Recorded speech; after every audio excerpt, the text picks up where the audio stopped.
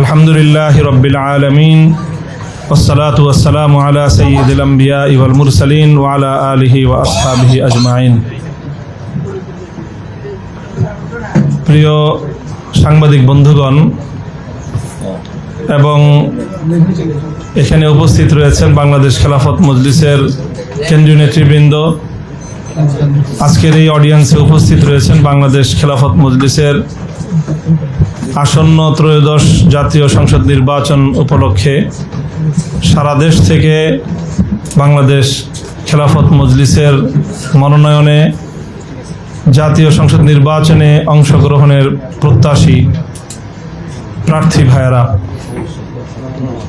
আমরা বাংলাদেশ খেলাফত মজলিসের পক্ষ থেকে আগামী জাতীয় সংসদ নির্বাচন এবং বাংলাদেশের জাতীয় রাজনীতিকে কেন্দ্র করে সংগঠনের দৃষ্টিভঙ্গি এবং আমাদের আগামী দিনের মৌলিক পরিকল্পনার কথা আজকের এই সংবাদ সম্মেলনের মাধ্যমে দেশ এবং জাতির সামনে তুলে ধরতে চাই।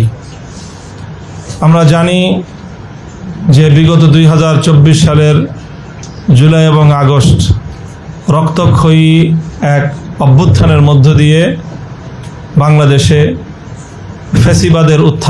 ফ্যাসিবাদের পতন ঘটে, ফ্যাসিবাদ উৎখাত হয় এবং বিগত 24 আগস্ট মাসে 8 তারিখ অন্তর্বর্তীকালীন সরকার দায়িত্বভার গ্রহণ করে।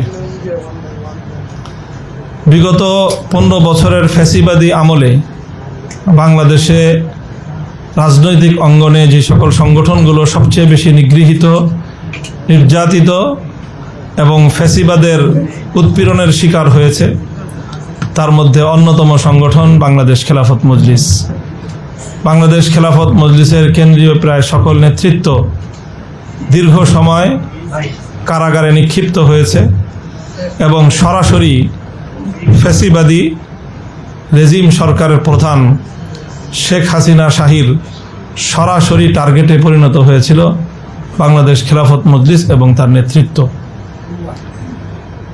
সেই জায়গা থেকে বাংলাদেশ খেলাফত মজলিস মনে করে যে তারা বাংলাদেশের জুলাই আগস্ট বিপ্লবের অন্যতম স্টেক হোল্ডার। বাংলাদেশ খেলাফত মজলিস মূলত তার রাজনৈতিক দর্শন তার নামের মাধ্যমেই জাতির সামনে স্পষ্ট করেছে। বাংলাদেশ খেলাফত মজলিসের মূল লক্ষ্য এবং উদ্দেশ্য হলো আল্লাহর জমিনে আল্লাহর বিধান বাস্তবায়ন করা, খেলাফত ব্যবস্থা প্রতিষ্ঠিত করা, প্রবর্তন করা। এটাই হলো বাংলাদেশ খেলাফত মজলিসের রাজনৈতিক দর্শন। তবে খেলাফত প্রতিষ্ঠার পথে ধাপে ধাপে ইসলামের যে মূল আদর্শ রয়েছে সেই আদর্শের অনুসরণে পর্যায়ক্রমিকভাবেই বাংলাদেশ খেলাফত মজলিস রাষ্ট্র ক্ষমতায় পরিবর্তন আনতে চায়। সেই পর্যায়ক্রমিক ধারাবাহিকতায় বাংলাদেশ খেলাফত মজলিস মনে করে বাংলাদেশে বিগত যেই আওয়ামী স্বৈরাচারী অত্যাচারী ফ্যাসিবাদী গুম খুন হত্যা এবং জাতীয় নেতৃত্বের চরিত্র হনন সহ যেই ভয়ঙ্কর দেশ বিরোধী দেশ বিধ্বংসী এক ভিনদেশী এজেন্ডা নিয়ে বাংলাদেশে দীর্ঘদিন রাষ্ট্রযন্ত্র পরিচালনা নয় বরং রাষ্ট্রযন্ত্রকে দেশের বিরুদ্ধে জনগণের বিরুদ্ধে লেলিয়ে দিয়ে যে আত্মঘাতী এক ষড়যন্ত্রের রাজনীতি করেছে, সেই জায়গায় বাংলাদেশ খেলাফত মজলিস মনে করে আওয়ামী রেজিমের ফ্যাসিবাদী দুঃশাসনের বিরুদ্ধে দেশ জাতি এবং সকল রাজনৈতিক পক্ষগুলো ঐক্যবদ্ধ থেকে তারপরে যার যার দলীয় স্বার্থ এবং দলীয় এজেন্ডা নিয়ে তারা বাংলাদেশের রাজনীতিতে অংশগ্রহণ করবে। কাজেই আমরা বাংলাদেশের বর্তমান বিরাজিত রাজনৈতিক ব্যবস্থায় সকল রাজনৈতিক পক্ষের কাছ থেকেই আমরা এটা প্রত্যাশা করি এবং আমরা সকলকে সেই আহ্বান জানাই যে দলীয় রাজনীতি, দলীয় প্রতিদ্বন্দ্বিতা, দলীয় প্রতিযোগিতা আমাদের থাকবে, তবে সেই দলীয় প্রতিযোগিতা এবং প্রতিদ্বন্দ্বিতার ঊর্ধ্বে উঠে দেশ বিরোধী আওয়ামী ফ্যাসিবাদী শক্তির বিরুদ্ধে গড়ে ওঠা রাজপথের ঐতিহাসিক ঐক্যকে কোনোভাবেই সম্পূর্ণরূপে ধ্বংস করে দেওয়া চলবে না। এজন্য আমরা যাদেরকে মনে করব যে আওয়ামী ফ্যাসিবাদের মতোই যে কোনো শক্তি বাংলাদেশের বৃহত্তর রাজনৈতিক অঙ্গনে চলমান যে একটা সমন্বয় ধর্মী রাজনৈতিক ব্যবস্থা বর্তমানে রয়েছে, যেখানে কোনো দল কোনো দলকে, কোনো পক্ষ কোনো পক্ষকে, কোনো ব্যক্তি কোনো ব্যক্তিকে রাজনীতির ময়দান থেকে উৎখাত করে দেওয়ার, মাইনাস করে দেওয়ার চেষ্টা করছে না, যেটা আওয়ামী রাজনীতির অন্যতম মৌলিক বৈশিষ্ট্য ছিল, সেই বৈশিষ্ট্য আর কেউ নতুনভাবে বাংলাদেশের রাজনীতিতে ফিরিয়ে আনবার চেষ্টা করবে না। যদি কারো মধ্যে আমরা সেই ধরনের অভিপ্রায় দেখতে পাই যে নিজের রাজনৈতিক অধিকার প্রতিষ্ঠার নামে অন্যান্য রাজনৈতিক পক্ষগুলোকে বাংলাদেশ থেকে উৎখাত করার যদি কেউ চেষ্টা করে, আমরা তার বিরুদ্ধে জাতীয় ঐক্যের ডাক দিব এবং সেখানে বাংলাদেশ খেলাফত মজলিস গুরুত্বপূর্ণ ভূমিকা পালন করবে। এরপরের কথা হলো যে দেশের এই ক্রান্তিকালে বাংলাদেশ খেলাফত মজলিস বিগত ফ্যাসিবাদী আওয়ামী দুঃশাসনের বা আওয়ামী শক্তির পুনর্বাসনের যে কোনো তৎপরতা বা যে কোনো সম্ভাবনার বিরুদ্ধে বাংলাদেশ খেলাফত মজলিস তার বলিষ্ঠ ভূমিকা পালন করবে। সেই সাথে বিগত সময়টায় দেশের বাইরে থেকে ভিনদেশী কোনো রাষ্ট্রের এজেন্ডা বাস্তবায়নের একটা রাজনৈতিক কালচার গড়ে উঠেছে, সেটাও যেন বাংলাদেশে ফিরে না আসতে পারে, সেটার জন্য আমাদের ভূমিকা অব্যাহত থাকবে। তো বাংলাদেশের ভিতর থেকেই বাংলাদেশের মানুষের সিদ্ধান্তেই বাংলাদেশ পরিচালিত হবে, সেই রাজনীতিকেই বাংলাদেশ খেলাফত মজলিস সমর্থন করবে এবং বাংলাদেশ খেলাফত মজলিস সেই রাজনৈতিক পথে হাঁটবে। বাংলাদেশের আগামীর রাজনীতিতে যে মেরুকরণ চলছে, সেখানে আমাদের স্পষ্ট বক্তব্য হলো বাংলাদেশ খেলাফত মজলিসের মূল লক্ষ্য এবং তার রাজনৈতিক দর্শন হলো বাংলাদেশে ইসলামী রাষ্ট্র ব্যবস্থা প্রতিষ্ঠার জন্য ইসলামী হুকুমত কায়েম করার লক্ষ্যে বাংলাদেশ খেলাফত মজলিস তার রাজনৈতিক কর্মসূচি গ্রহণ করবে এবং সেই পথেই বাংলাদেশ খেলাফত মজলিস অব্যাহতভাবে তার পথ চলবে। বাংলাদেশ খেলাফত মজলিস সেই জন্য সারা দেশের প্রতিটি সংসদীয় আসনে নিজের প্রার্থী প্রদান করবার সম্পূর্ণ প্রস্তুতি গ্রহণ করেছে এবং আমরা আশা করছি যে যদি প্রয়োজন হয় বাংলাদেশের সকল আসন থেকেই বাংলাদেশ খেলাফত মজলিসের প্রতীক, রিকশা প্রতীক নিয়ে বাংলাদেশ খেলাফত মজলিসের মনোনীত প্রার্থীগণ জাতীয় সংসদ নির্বাচনে প্রতিদ্বন্দ্বিতা করবে ইনশাআল্লাহ। বাকি যদি প্রয়োজন হয় তাহলে বৃহত্তর কোনো জোট, কোনো অ্যালায়েন্স অথবা নির্বাচনী সমঝোতার মাধ্যমেও বাংলাদেশ খেলাফত মজলিস যদি মনে করে ইসলাম এবং দেশের স্বার্থ অধিকতর রক্ষা হবে, তাহলে সেই চিন্তাও বাংলাদেশ খেলাফত মজলিসের রয়েছে। বাংলাদেশ খেলাফত মজলিস এখানে অন্তর্বর্তীকালীন সরকারের কাছে আমাদের একটা জোরালো দাবি হলো যে আগামীর নির্বাচনের বিষয়ে অমীমাংসিত যেই বিষয়গুলো রয়েছে, যে বিষয়গুলোর উপর আমাদের রাজনৈতিক সিদ্ধান্ত নির্ভরশীল, সেই জায়গাগুলো দ্রুত সিদ্ধান্ত নিয়ে জাতির সামনে বিষয়গুলোকে স্পষ্ট করা আশু প্রয়োজন। যেমন বর্তমানে জাতীয় ঐক্যমত্য কমিশন এবং সেই কমিশনের গঠিত হওয়ার আগ থেকে যে সংস্কার কার্যক্রম চলমান রয়েছে, সেই সংস্কার কার্যক্রমের মধ্যে অন্যতম একটা বিষয় হলো যে কয় কক্ষ বিশিষ্ট সংসদ হবে।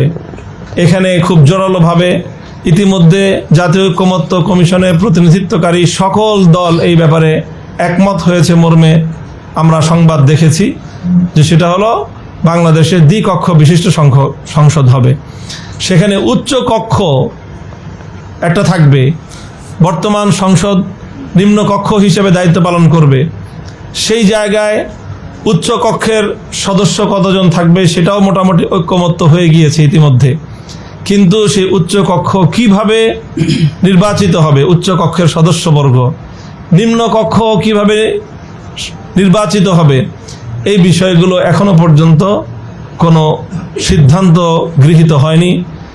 এখন উচ্চ কক্ষেও যদি আনুপাতিক হারে, যেটা বাংলাদেশ খেলাফত মজলিস তার প্রস্তাবনায় সুস্পষ্টভাবে উল্লেখ করেছে যে আমরা বর্তমান বিরাজমান নির্বাচন ব্যবস্থার মধ্যে পিয়ার সিস্টেম তথা আনুপাতিক হারের যে প্রস্তাবনা, দুটোর মধ্যে একটি কম্বিনেশনের প্রস্তাবনা আমরা দিয়েছিলাম, যে আংশিক পিয়ার সিস্টেম বাস্তবায়ন করার মাধ্যমে বর্তমানে বাংলাদেশের রাজনীতির ক্ষেত্রে যে একটি শূন্যতা এবং দুর্বলতা, সেটাকে যেন পূরণ করা হয়। সেক্ষেত্রে বাংলাদেশ খেলাফত মজলিসের স্পষ্ট প্রস্তাবনা ছিল যে আমরা এমন একটা বন্দোবস্ত চাই যেখানে এক বা দুটি দলের হাতেই বাংলাদেশের রাজনীতি যেন কুক্ষিগত না হয়ে যায়, তাদের হাতে বন্দী না হয়ে যায়, বরং সকল রাজনৈতিক দল এবং সংখ্যাগরিষ্ঠ মানুষের মতামতের যেন প্রতিফলন ঘটে। প্রচলিত বর্তমান বাংলাদেশের রাজনৈতিক বন্দোবস্তে অধিকাংশ জনগণের মতামত প্রতিফলনের ব্যবস্থা নাই, বরং এমনকি সংখ্যাগরিষ্ঠ ভোটদাতা, ভোট প্রদানকারী, ভোটাধিকার প্রয়োগকারী অধিকাংশ ভোটারদেরও বর্তমান বিরাজিত ব্যবস্থায় মতামতের প্রতিফলন ঘটে না। দেখা যায় যে যারা সরকার গঠন করে তারা সর্বোচ্চ 30 থেকে 35% ভোটারের প্রতিনিধিত্ব করছে, আর এর বিরুদ্ধে সরকারের বিপরীতে থাকে 65 থেকে 70% ভোটাধিকার প্রয়োগকারীর মতামত। কাজেই এই ধরনের শুভঙ্করের ফাঁকি বর্তমান বাংলাদেশের বিরাজমান এই রাজনৈতিক এবং নির্বাচন ব্যবস্থার মধ্যে রয়েছে। সেই জায়গাটাকে যে কোনোভাবেই সংশোধন করে, সংস্কার করে এমন একটা বন্দোবস্ত করা চাই যেন ভোটাধিকার প্রয়োগকারী অধিকাংশ মানুষের মতামতের যেন মূল্যায়ন হয় এবং তার ভিত্তিতেই যেন রাষ্ট্র সরকারের সকল প্রতিষ্ঠানগুলো গঠিত হয়, উচ্চ কক্ষ নিম্ন কক্ষ সেভাবেই যেন নির্বাচিত হয়।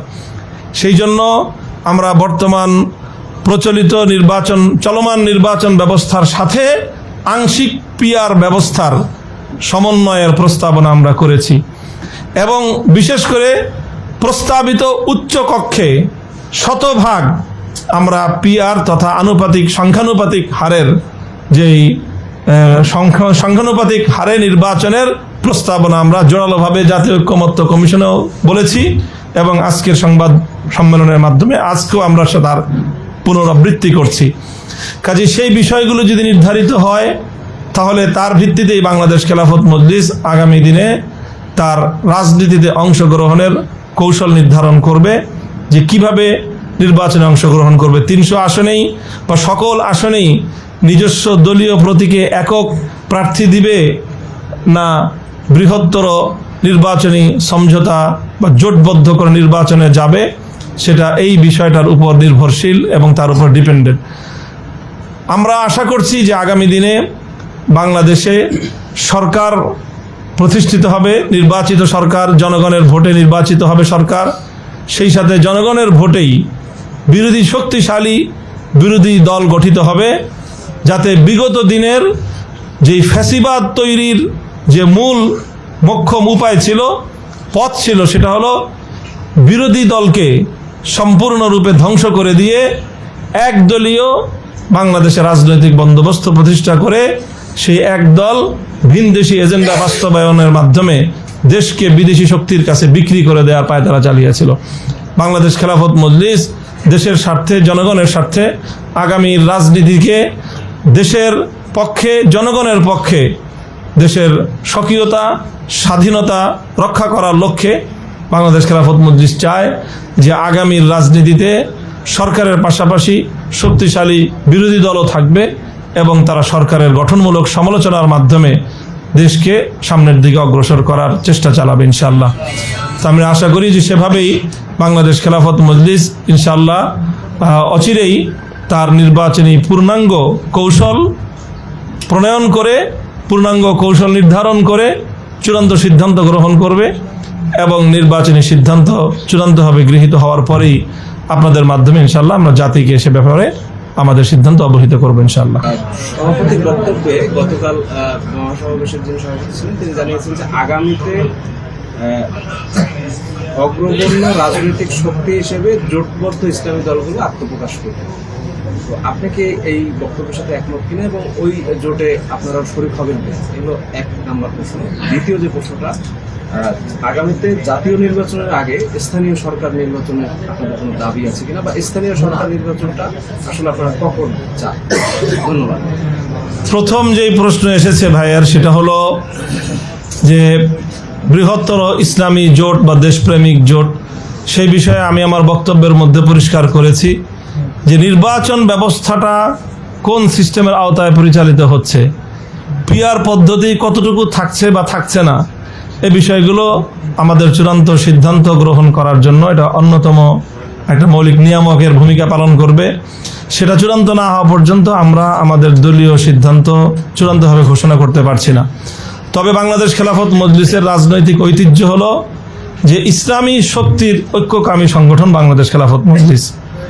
বাংলাদেশ খেলাফত মজলিস 1989 সালে প্রতিষ্ঠার এক বছরের মাথায় 1991 সালে বাংলাদেশ খেলাফত মজলিসের তৎকালীন প্রধান শাইখুল হাদিস আল্লামা আজিজুল হকের নেতৃত্বে বাংলাদেশে ইসলামী ঐক্য জোট গঠিত হয় সকল ইসলামী সংগঠনগুলোকে নিয়ে। সেই থেকে দীর্ঘ পথযাত্রায় বাংলাদেশ খেলাফত মজলিস ইসলামী শক্তির ঐক্যকামী সংগঠন। কাজী এবারও আমরা বলছি যে যদি দেশের প্রয়োজনে এবং নির্বাচনী ব্যবস্থায় ইসলামী শক্তি ঐক্যবদ্ধ হয়ে জাতীয় নির্বাচনে অংশগ্রহণ করার প্রয়োজনীয়তা অপরিহার্যতা থাকে, তাহলে বাংলাদেশ খেলাফত মজলিস ইসলামী শক্তির বাংলাদেশের রাজনীতিতে উত্থানকে দেশের স্বাধীনতা সার্বভৌমত্ব রক্ষার জন্য অপরিহার্য মনে করে। সেই ক্ষেত্রে আমরা সে ধরনের সিদ্ধান্তই নিব। এর বাইরে স্থানীয় নির্বাচনের যেই কথা প্রসঙ্গ রয়েছে, সেই ব্যাপারে বাংলাদেশ খেলাফত মজলিসের বক্তব্য পরিষ্কার যে এই বিষয়ে রাজনৈতিক ঐক্যমত ছাড়া কোনো সিদ্ধান্ত নেওয়া ঠিক হবে না। এই জন্য আমরা জাতীয় ঐক্যমত্য কমিশন এবং প্রধান উপদেষ্টা বরাবর বারবারই বলেছি যে এই বিষয়গুলো নিয়ে রাজনৈতিক দলগুলোর আরও ঘনিষ্ঠ আলাপচারিতার মাধ্যমে একটা মতৈক্য প্রতিষ্ঠা করেই তারপরে স্থানীয় নির্বাচনের দিকে যাওয়া উচিত।